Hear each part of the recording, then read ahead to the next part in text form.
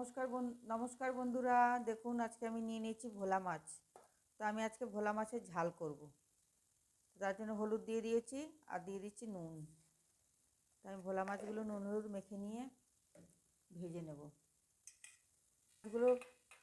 মাছগুলো নুন হলুদ মাখা হয়ে গেছে, দেখুন। তো এবার ছেড়ে দিচ্ছি। তেল আমার জ্বলছে, গরম হয়ে গেছে। মাছগুলো ছেড়ে দিচ্ছি। তিনটে তিনটে করেই ভেজে নেবো, নাহলে কড়াইতে চিপকে যাবে। এই বাটিতে দিই, জলটা দিয়ে দেবো। খুন্তিতে তো মাছগুলো ছেড়ে দিয়েছি একসাথে। বেশি ভাজবো না, তাহলে গায়ে গায়ে লেগে যাবে। এমনিতে তো জানেন ভোলা মাছ খুব নরম হয়। আমি তিনটে তিনটে করেই ভেজে নেব, তারপরে আপনাদেরকে দেখাচ্ছি। তো দেখুন আমার তিনটে মাছ ছেড়েছিলাম, ভাজা হয়ে গেছে। বাকি মাছগুলো আমি একই রকমভাবে ভেজে নেব। ওই করিস না। আবার আমি বাকি মাছগুলো ভেজে নেব। সরে যা, গায়ে ছিটবে। ফুলে যাচ্ছে।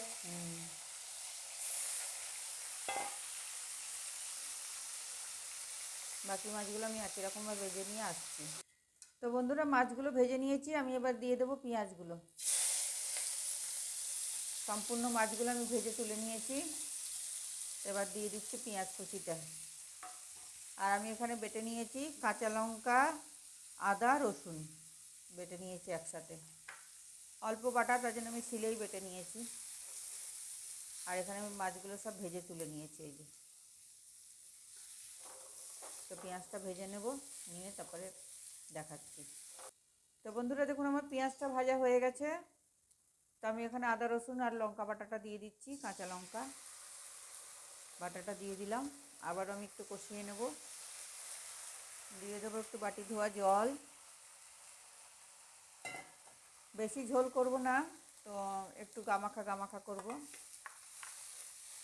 এই জন্য আলু টালু আজকে কিছু দেবো না, শুধু মাছ দিয়েই ঝাল করব। আর দিয়ে দেবো এখানে হলুদের গুঁড়ো খানিকটা। আর দিয়ে দিলাম একটু ধনের গুঁড়ো দিয়ে দিলাম। আর দিয়ে দেবো লঙ্কার গুঁড়ো, কিছুটা লঙ্কার গুঁড়ো দিয়ে দেবো। একটু ঝাল ঝালই করবো। ঝাল যখন মশলার ডিব্বার চামচটাই নিয়েছি। আর কারণ কি, লঙ্কার ডিব্বার চামচটা ভেতরে পড়ে গেছে লঙ্কার গুঁড়োর ভেতরে। আর দিয়ে দেবো এখানে নুন। ওপর থেকে কটা কাঁচা লঙ্কাও দেবো আমি। নুন দিয়ে দিলাম পরিমাণ মতো। নুনটা আপনারা আপনাদের পরিমাণ মতো দিয়ে নেবেন, ওটা আর বলার কিছু নাই। একটু জলের ছিটা দিয়ে দেবো, দিয়ে মশলাটা কষিয়ে নেব। জল দিয়ে দিয়ে মশলাটা কষালে খুব ভালো কষা হয় মশলাটা। গ্রেভিটা খেতেও টেস্টি লাগে। নামানোর আগে আমি একটু রসুন থেতো করে দেবো। যেহেতু এটা সমুদ্রের মাছ, সমুদ্রের মাছে তো আপনারা জানেন একটা আঁশটে গন্ধ থাকে। তো একটু যদি রসুন থেতো করে দেন, তাহলে সেই গন্ধটা আর লাগে না, ভালো লাগে খেতে। আমি মশলাটা কষিয়ে নিয়ে আসছি। তো বন্ধুরা আমার দেখুন মশলা থেকে তেল ছেড়ে দিয়েছে। তো আমার ঘরে টমেটো শেষ হয়ে গেছে, তো আমি একটু টমেটো কেচাপ দিয়ে দেবো। তো একটু টমেটো কেচাপ দিয়ে দিলাম। এই যে, টমেটো শেষ হয়ে গেলে আমি এই কাণ্ডই করি বন্ধুরা, আপনারা কিছু মনে করবেন না। যখনই টমেটো শেষ হয়ে যায় আমি কেচাপ দিয়ে রান্না করি। আর এরা খুব বলে যে ভালোও লাগে কেচাপ দিয়ে রান্না করলে, নাকি এদের কাছে খুব টেস্টি লাগে। যার জন্য টমেটো না থাকলে আমি অত টেনশান নিই না। আর টমেটো ছাড়াও আমি রান্না করতে জানি, এমন না যে টমেটো ছাড়া রান্না করতেই পারবো না। যেহেতু এটা ঝাল, তাই জন্য একটু টমেটোটা দিলাম, কালারটাও ভালো হবে আর গ্রেভিটা খেতেও ভালো লাগবে, একটু ঘন ঘন হবে।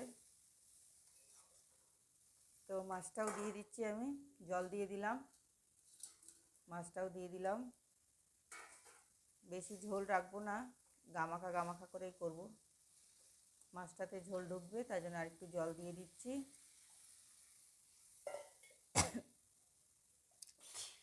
আপনারা হয়তো ভাবেন যে একটুখানি রান্না করলেও দেখি বড় কড়াইতে করে, আর বেশি রান্না করলেও দেখি এটাতেই করে।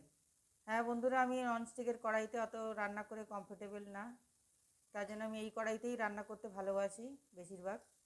এই জন্য আমি এরকম কড়াইতেই বেশিরভাগ রান্নাই করি। ননস্টিকের কড়াইতে খুব কম, আমার ভালো লাগে না ননস্টিকের কড়াইতে রান্না করে, পোষায় না। আমি ঝোলটা ফুটে গেলে নামিয়ে নেব।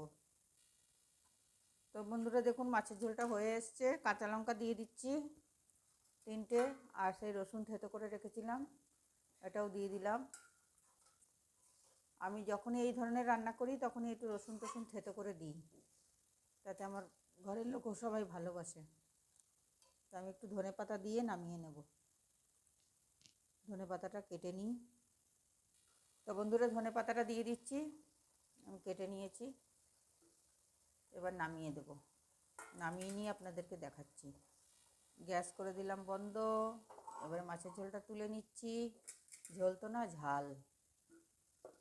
তুলে নিয়ে সম্পূর্ণটা তুলে নিয়ে আপনাদেরকে দেখাচ্ছি। তো বন্ধুরা দেখুন, মাছের ঝালটা ঢেলে নিলাম।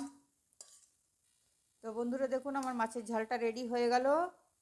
তো আমার রান্নাটা যদি ভালো লেগে থাকে, ফেসবুক পেজ থেকে দেখলে একটু ফলো করে দেবেন। ছায়া কিচেননেট। আমার চ্যানেলের নাম ছায়া কিচেনেট। আর ইউটিউব থেকে দেখলে জাসমিত সেন্টার চ্যানেলটাকে সাবস্ক্রাইব করে দেবেন। আজকের মতো এটুকুই বন্ধুরা, বাই।